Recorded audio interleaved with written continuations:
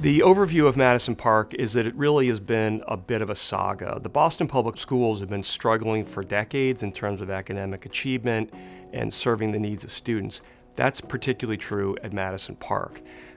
There have been so many different efforts to reform it, improve it, and at the end of the day, it's a dramatically underutilized resource for students. Well, some of the reform efforts that we had to really look to transform Madison Park were basically, we had to get numbers. Madison Park had lost over 1,000 some odd students over a decade's worth of time. And the biggest piece was selling the trades, that this is a viable option, especially for students of color. When I was principal at Worcester Technical High School, many times we had visitors from Madison Park, from teachers, administrators, and local political leaders. And we showed them our facility, introduced them to our programs, shared our business connections, and how to strengthen those partnerships to impact student learning. Some of the ingredients for takeaways of Worcester Tech success that Madison Park can certainly use is create that authentic autonomy. Autonomy is the ability to have outside noise reduced and outside hands on the school, where schools, they have their own school committee. And that's it. They are dedicated to that particular school.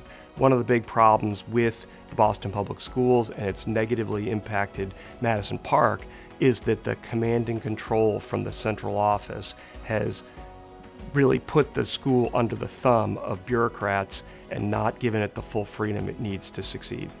It needs to be an independent public school from the Boston Public Schools. You would see that school take off.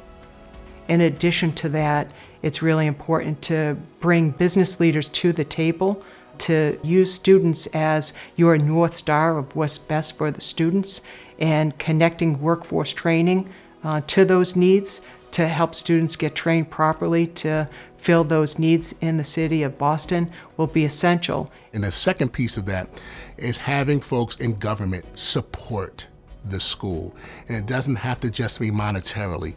It has to be vocal, it has to be visual, and it has to be real and authentic, where you are behind this school. You understand the motives of why the school operates the way it does.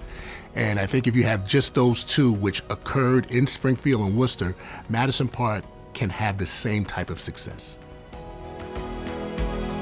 I think the biggest lesson coming from both Worcester and Springfield, one of them is having a champion, a true champion that can make systemic change. I know for a fact there's so many business leaders that are just waiting to be asked, and having that opportunity to help support Madison Park would be something that I'm sure so many people would support and want to help.